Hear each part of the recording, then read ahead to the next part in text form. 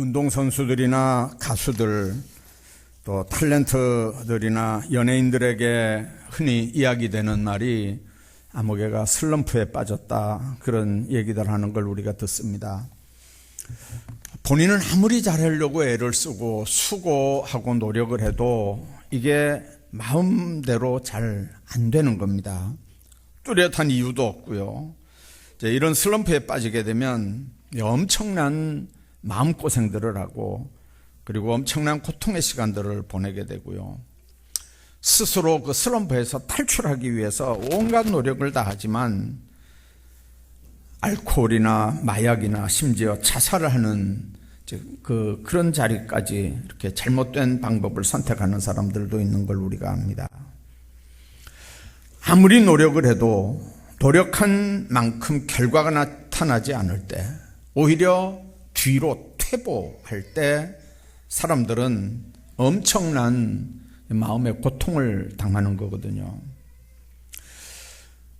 근데 운동선수들한테만, 탤런트나 그런 사람들한테만 있는 슬럼프, 예수 믿는 사람들에게도 있습니다. 신앙생활에도 이런 슬럼프가 있단 말이죠. 로뎀나무 아래에서 죽기를 구하던 엘리야의 모습을 우리가 기억합니다. 예수님 십자가 사건 후에 제자들이 흩어져 있던 제자들이 대표적인 성경의 기록입니다. 우리도 어떨 때는 교회 일을 혼자 다 하는 것 같이 열심히 일할 때가 있습니다. 기도도 찬송도 주님이 금방 받으시는 것 같은 때도 있습니다. 나가서 열심히 예수님을 전하고 교회를 자랑할 때도 있습니다. 그런데 언제부턴가 뭐 때문인지 교회 일에 소극적이 됩니다. 사람들 만나기가 싫어지고 두렵습니다. 기도줄도 찬송의 힘도 다 잃어버렸습니다. 봉사하는 일도 형식적인 걸 본인도 스스로 의식할 정도가 됐습니다. 문제는 현실적인 삶의 슬럼프보다도 이 신앙의 슬럼프는 그 후유증이 훨씬 더 심각할 수도 있다는 데 문제가 있습니다. 왜냐하면 삶에서 오는 현실적인 삶의 슬럼프는 신앙으로 얼마든지 극복이 가능합니다. 그러나 신앙의 슬럼프는 현실적인 삶에 충실한다고 이게 쉽게 회복이 되지 않기 때문에 문제는 심각할 수 있습니다. 근데 오늘 본문은 이런 신앙의 슬럼프를 현명하게 극복한 사람들 이야기가 소개됩니다. 지난 수요일에 이어서 지금 드리는 말씀인데요, 오늘은 이 말씀을 생각하면서 이 주님의 제자들이었음에도 왜 신앙의 슬럼프를 경험하면서 낙심하고 좌절하는지, 또 그 슬럼프를 이 사람들은 어떤 과정을 통해서 극복하고 승리의 삶을 살게 됐는지, 오늘 그 말씀을 드리려고 합니다. 오늘 이 말씀이 행여나 낙심의 길목에 서 있는 분들이나 삶의 자리에서 슬럼프로 고생하는, 힘들어하는 분들에게 새 힘과 새 능력이 되기를 주의 이름으로 축원합니다. 이들이 슬럼프에 빠지게 되는 원인이 뭐였습니까? 오늘 읽지 않았지만 그 앞에 절 16절에 이런 말씀이 있습니다. 그들의 눈이 가리어져서 그인 줄 알아보지 못하거늘. 예수님과 지금 대화를 합니다.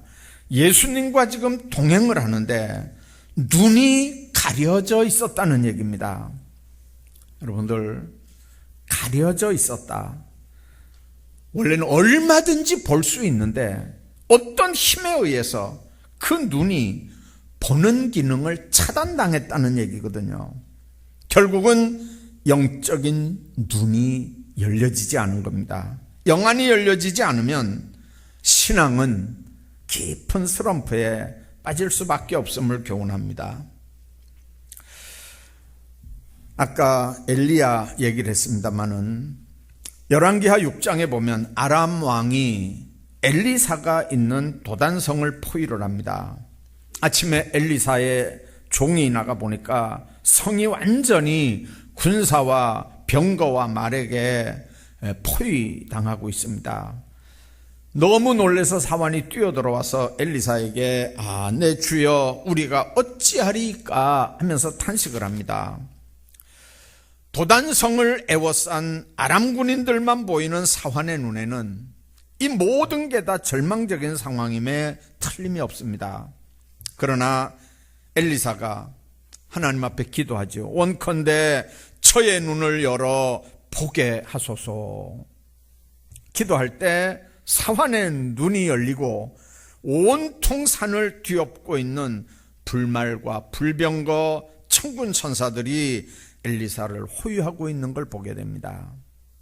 엘리사의 종의 경우에서 보는 것처럼 영안이 열리지 않으면 우리가 처한 현실만 보게 되고, 우리가 처한 현실만 보면 낙심하고 좌절할 수밖에 없게 됩니다. 영의 눈이 가려지면 자신의 생각, 자신의 판단으로 세상을 살 수밖에 없습니다. 따라서 신앙은 자기중심적으로 신앙생활을 할 수밖에 없게 되고, 그래서 퇴보하거나 정체된 신앙생활, 인생을 살 수밖에 없습니다. 자신의 생각, 자신의 판단으로 세상을 산다는 게 아주 의지가 강하고 독립심도 있고 아주 굉장히 강한 사람처럼 그렇게 들리지만, 신앙적으로는 자신의 생각과 판단으로 신앙생활을 한다는 건 전혀 바람직하지 않은 일입니다. 베드로가 부활하신 예수님을 만나고도 갈릴리 바다로 고기 잡으러 갔습니다. 밤새도록 그물을 던졌는데 한 마리도 잡지 못했습니다. 새벽이 되고 날이 새어갈 때 예수께서 바닷가에 섰는데 제자들이 그분이 예수님인 걸 알지 못했다고 요한복음 21장에 기록합니다. 그렇습니다. 우리 신앙생활에서 영의 눈이 어두워지면 예수님의 제자들처럼 예수님이 가까이 와 계시는데도 예수님 알지 못합니다. 엠마오로 가던 두 제자들이 예수님과 동행하면서 대화를 하는데도 그분이 예수님인지 알아보지 못합니다. 그러면 그들의 삶이 힘들고 어려울 때 그 깊은 슬럼프에서 헤어나올 수 있겠습니까? 영의 눈이 닫히면 자기중심적인 판단으로 생각하고 행동하다가 결국 더 깊은 구렁텅이에 빠져서 더 어려운 일을 자초하고 마는 거거든요. 우리라고 뭐 별 수 있겠습니까? 하나님을 바라보는 영안, 영적인 세계를 바라볼 줄 아는 영안, 신령한 하나님의 뜻을 볼 줄 아는 영안이 열리지 않으면 우리도 삶의 모든 어려운 일들 때문에 눌리고 탈진하고 결국은 슬럼프에 빠질 수밖에 없습니다. 왜냐하면 영안이 열리지 않으면 그 가는 길이 실패하는 길이고, 그 가는 길이 낙심하고 좌절할 수밖에 없는 길인데도 영안이 열리지 않으니까 그걸 모르거든요. 발람 선지자가 하나님의 군대 장관이 칼을 빼고 길을 앞에서 막고 있는데도 그게 안 보이니까 죄 없는 나귀만 발로 차는 겁니다. 보이지 않으면 그렇습니다. 또한 영안이 열리지 않으니까 자기가 선택한 낙심하는 길, 실패할 수밖에 없는 길, 망할 수밖에 없는 길이 영안이 열리지 않으면요, 그게 가장 현명한 길처럼 보입니다. 실패의 길을 가면서도, 슬럼프에 빠져 있으면서도 그 길을 잘못 가고 있다는 걸 전혀 깨닫지 못하는 겁니다. 그러나 영안이 열리면 그 길이 똑바로 보입니다. 그렇기 때문에 신앙생활하는 사람들은 반드시 영의 눈이 열리고 영의 귀가 열려야 되는 겁니다. 하나님을 바라보는 영안, 영적인 세계를 바라볼 줄 아는 영안, 신령한 하나님의 뜻을 바라볼 줄 아는 영안이 열려서 실패하고 좌절하는 게 아니라 승리의 길을 힘차게 걸어가시기를 주의 이름으로 축복합니다. 뿐만 아니라 엠마오로 가던 이 두 제자가 슬럼프에 빠지게 된 이유가 있습니다. 예수님과 지금 동행하면서도 그분이 예수님인 걸 알아보지 못한 거예요. 예수님을 바로 알지 못하는 일, 이게 사람을 신앙생활하면서도 슬럼프에 빠지게 하는 일입니다. 아까 16절 말씀했습니다. 저희의 눈이 가리워져서 그인 줄 알아보지 못했다 그랬습니다. 엠마오로 가던 제자들이 주님과 몇 년을 같이 신앙생활했던 사람들입니다. 자, 그런데 지금 자기들 중에 있는 예수를 알아보지 못합니다. 대화를 하면서도 알아보지 못합니다. 여러분들 19절에 보니까 이르시되 무슨 일이냐 예수님이 묻습니다. 그러니까 나사렛 예수의 일이니 그는 하나님과 모든 백성 앞에 말과 일에 능하신 선지자이거늘, 그렇게 얘기합니다. 여러분들, 이 사람들은 예수님을 어떻게 알았습니까? 말과 일에 능한 선지자로 알았습니다. 예수님을 그렇게 오해하고 있는 겁니다. 21절에도 보면 우리는 이 사람이 이스라엘을 구속할 자라고 말하노라. 지금 로마의 압정을 받으면서 이 예수가, 이 메시아가 이스라엘을 구속할 자라고 생각하는 거죠. 그들은 예수님을 로마의 압제에서 이스라엘을 건져낼 정치적인 지도자라고 생각합니다. 가이사라 빌립보에서 예수님이 제자들에게 묻습니다. 사람들이 나를 누구라고 하더냐? 제자들이 그랬습니다. 어떤 사람은 엘리야라고도 하고, 어떤 사람은 예레미야라고도 하고, 세례 요한이라고도 하고, 또 어떤 사람들은 선지자 중에 하나라고도 합니다. 그러니까 그러면 너희는 나를 누구라고 하느냐? 그렇게 묻습니다. 그럴 때 베드로가 주는 그리스도시요 살아계신 하나님의 아들입니다. 그렇게 대답하는 걸 우리가 기억합니다. 예수가 그리스도라는 얘기입니다. 구약 히브리어로는 메시아라는 얘기거든요. 메시아라는 말이나 그리스도라는 말은 기름 부음을 받은 자란 얘기입니다. 여러분들, 누구에게 기름을 붓습니까? 기름 부음 받은 자가 누굽니까? 왕, 제사장, 선지자. 예수님은 마귀를 이기신 영원한 왕입니다. 우리의 죄 문제를 해결하신 대제사장입니다. 하나님께 나아가는 길을 열어놓으신 유일한 선지자입니다. 이런 신앙 고백이 그들에게는 없었습니다. 예수님에 대한 바른 지식이 없이 말과 일에 능한 선지자, 이스라엘을 구속할 자로만 이 사람들은 예수님을 알았거든요.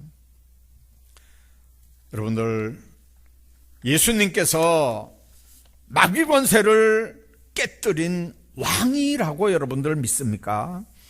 우리의 죄 문제를 해결하신 영원한 제사장이라고 하는 걸 믿습니까? 친히 길이고 진리고 생명이라고 하면서 하나님께 나아가는 길을 여신 선지자라고 하는 걸 믿습니까?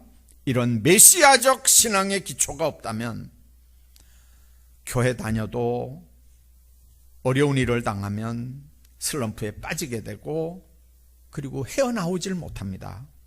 오랫동안 고생할 수밖에 없고요. 심지어는 교회를 떠나는 사람까지도 생깁니다. 내가 어떤 예수를 믿느냐? 예수 그리스도를 내가 바로 알고 바로 믿고 사느냐? 이건 신앙생활하면서 너무 중요한 겁니다. 바로 알고 바로 믿고 살아가시는 여러분들 다 되시기를 축복합니다. 뿐만 아니라 슬럼프에 빠지게 된 세 번째 이유가 뭐냐면 말씀을 듣지 않아서 그렇습니다. 말씀은 삶의 기준이고 신앙의 잣대입니다. 우리는 신앙생활하면서도요, 내 생각에는 그게 우리 기준입니다. 여러분들, 내 생각은 신앙의 기준이 아닙니다. 내 경험, 그것도 내 신앙의 경험일 수가 없습니다. 신앙의 기준은 오직 하나님의 말씀인 줄로 믿습니다. 그 말씀에 더하기 빼기 하지 마세요. 그 말씀은 가만히 두고요, 그 말씀에 부족하면 회개하시고 넘쳤으면 회개하면 되는 거거든요. 그러면서 내 삶을 뜯어 고쳐서 거기에 맞춰야지, 나는 가만히 있고 말씀을 뜯어 고쳐서 나한테 합리화시키는, 이건 신앙생활이 아니거든요. 그래서 여러분들, 기준이 성경이 아니고 기준이 내 가치관이고 내 기준일 때는 스스로 속는 거예요. 내가 나를 속이는 겁니까? 내가 나한테 속는 겁니까? 아니요. 이미 나는 마귀에게 점령당한 나예요. 마귀에게 속는 거예요. 내 지식이 대단한 것 같잖아요. 내 판단력이 대단한 것 같잖아요. 이미 그 판단력이나 기준은, 지식은 마귀에게 장악당한 지식이에요.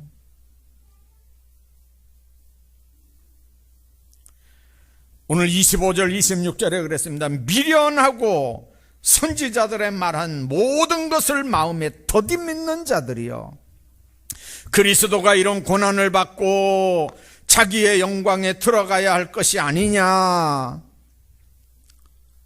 두 제자들 뿐만 아니라 12제자도 다 마찬가지였습니다. 그리스도가 이런 고난받는 일, 이거는 자기들 지식으로는, 자기들의 바램으로는 이게 용납되지 않는 일이에요. 지금 고난당하고 죽으면, 그러면 예수의 나라, 예수가 왕인 나라,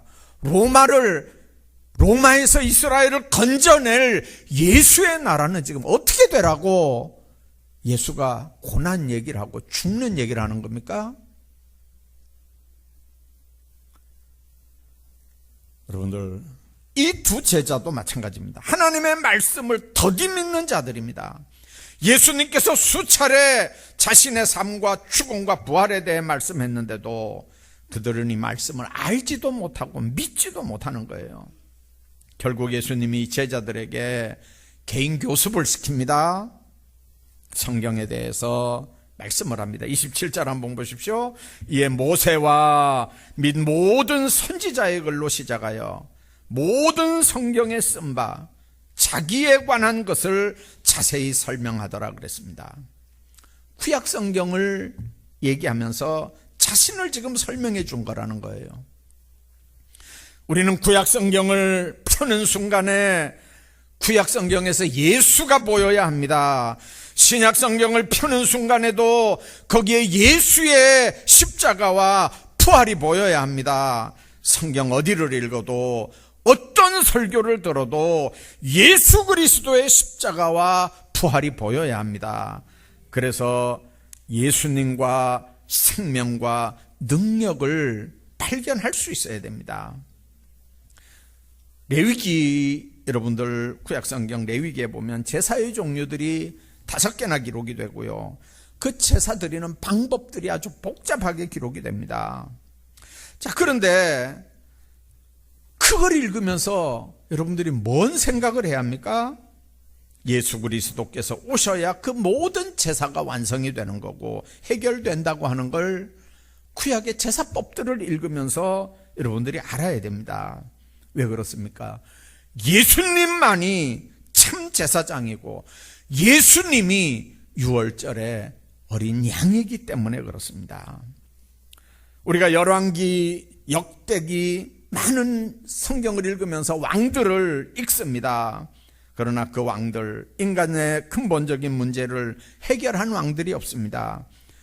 마귀의 일을 멸하신 참 왕이신 예수 그리스도가 와야 인간의 모든 문제들을 해결한다고 하는 걸 열왕기 상하, 역대기 상하가 얘기하는 겁니다. 대선지서, 소선지서 우리가 많은 선지자들을 알지만 그들 모두는 다 예수 그리스도에 대해서 말하고 있습니다. 예수님만이 하나님에게 이르는 길을 가르쳐주는 참 선지자거든요. 그래서 구약은 모두 예수 그리스도에 대해 말씀하고 있는 겁니다. 아무리 오랫동안 예수님을 따라다녔어도, 아무리 열심을 내서 전도를 하고 주님의 일을 했어도 이걸 바로 알지 못하니까 우리 삶이 슬럼프에서 벗어날 방법이 없는 겁니다. 낙심하고 좌절하는 삶에서 돌이킬 수가 없는 겁니다. 하나님의 말씀을 잘 듣고 바로 깨닫고 바로 믿는 사람이 낙심의 길에 벗어나서 승리로 가는 길을 가는 건 줄로 믿으시기를 바랍니다. 두 제자는 주님 돌아가신 후 깊은 슬럼프에 빠져서 한없이 낙심하고 낭망하는 길을 가고 있습니다. 자신도 모르는 사이에 이제는 더 이상 내려가면 돌이킬 수 없는 자리까지 가는 게 엠마오 도상입니다. 이런 제자들에게 나타나신 예수님은 그들의 신앙을 회복시켜 줍니다. 슬럼프에서 벗어나게 하고 확신을 가지고 담대하게 승리의 길로 가도록 주님께서 그렇게 하십니다. 그 주님께서 오늘 이 자리에 오셔서 우리를 회복시키시기를 주의 이름으로 축복합니다. 자, 그렇다면 그 원인 세 가지를, 이들이 슬럼프에 빠지게 된 원인 세 가지 우리가 생각했는데 그 회복했던 또 비밀들은 뭡니까? 그들이 예수님을 만났고 은혜를 체험한 후에 사명의 자리로 되돌아왔습니다. 여러분들, 우리가 신앙생활하면서 늘 점검해 봐야 합니다.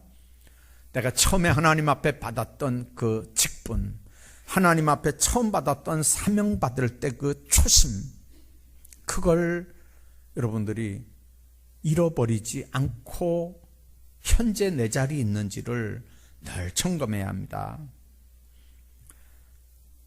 제자들은 주님을 만났고 주님의 말씀을 듣고 깨달으니까 다시 거기서 엠마오로 가던 길을 유턴해서 예루살렘으로 다시 되돌아가는 걸 우리가 봅니다.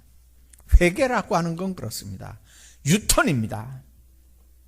엠마오로 향해서 가던 길, 그게 무슨 탈진을 했던, 실족을 했던, 시험에 들었던, 오늘 본문에 있는 말씀처럼 무슨 슬럼프에 빠졌던 뭐가 됐든지 간에 예수님을 제대로 만나고 말씀을 제대로 들었다면 사명의 자리로 유턴하는 겁니다.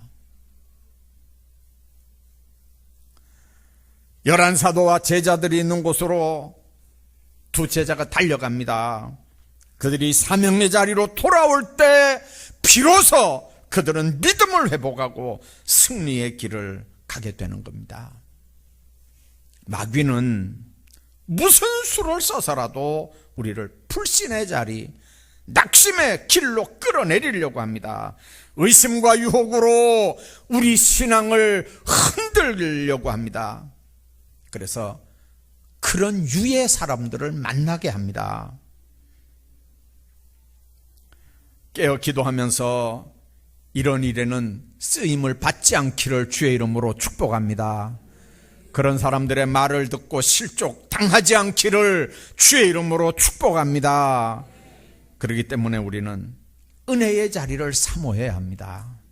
말씀 듣는 자리, 예배 드리는 자리, 기도하는 자리, 여러분들 그런 자리를 피하려고 하는 어떤 생각도 가치관도 기준도 예수의 이름으로 과감하게 그걸 그 진영을 진짜 파하시기를 주의 이름으로 축복합니다. 예배 시간이 기다려져야 됩니다. 찬송하고 싶어서 정말 우리 심령이 들썩거려야 됩니다. 뿐만 아니라 길을 동행할 때 주님의 말씀을 들었기 때문에 그렇습니다.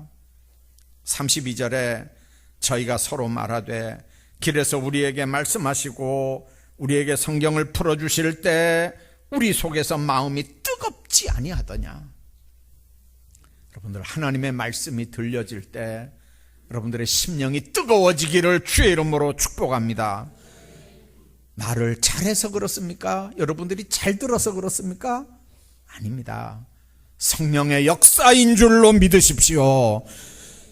설교하는 목사의 입을 쓰시는 성령께서 들으시는 여러분들의 심령도 쓰시는 줄로 믿습니다. 하나님께서 역사하는 거예요. 성령께서 역사하는 거예요. 하나님의 말씀을 들을 때, 하나님의 말씀을 풀어 들려줄 때 우리 속에서 마음이 뜨겁지 아니하더냐. 주님께서 우리 가운데 오시면 우리 마음이 뜨거워지는 줄로 믿습니다. 왠지 모르게 기쁨과 감격이 있습니다. 하나님의 말씀 속에서 우리 자신이 깨지고 쪼개지는 영적 체험들이 있습니다.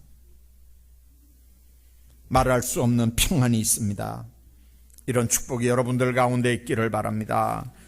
성경 말씀에 의해서 예수 그리스도를 왕과 제사장과 선지자로 바로 깨달은 때, 예수님을 그리스도로 바로 깨달을 때, 내 구주라고 바로 깨닫고 고백할 때 신앙이 회복되고 내 모든 질병, 내 모든 가정 문제, 자녀들 문제까지도 회복이 되고 슬럼프에서 벗어나서 승리의 길을 가게 되는 줄로 믿습니다.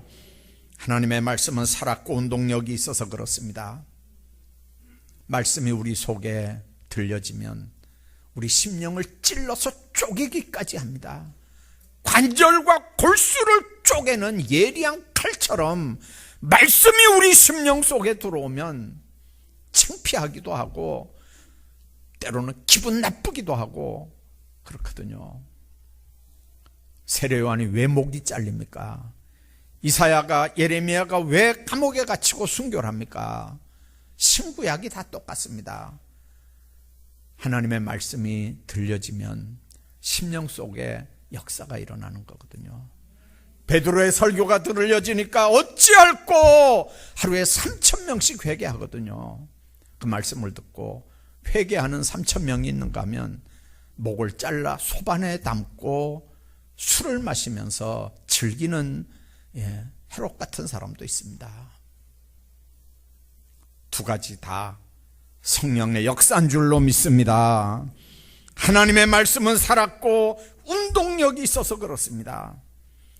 말씀을 살아있는 말씀으로 인정하고 받을 때 여러분들의 믿음이 회복되고 주님과의 관계가 회복되는 줄로 믿습니다. 얼마든지 삶의 슬럼프, 신앙의 슬럼프에 우리 빠질 수 있는 사람들입니다. 그러나 그럴 때마다 영안이 열려서 여러분들 곁에서 말씀하신 예수님을 발견할 수 있기를 바랍니다. 예수님을 바로 알고 바로 믿고 바로 섬기시기를 바랍니다. 예수님의 말씀에 귀를 기울이십시오. 언제나 은혜의 자리에 나오시기 바랍니다. 그래야 순간 슬럼프에 빠졌다가도 거기서 일어날 수 있고 승리의 길로 돌이킬 수 있습니다.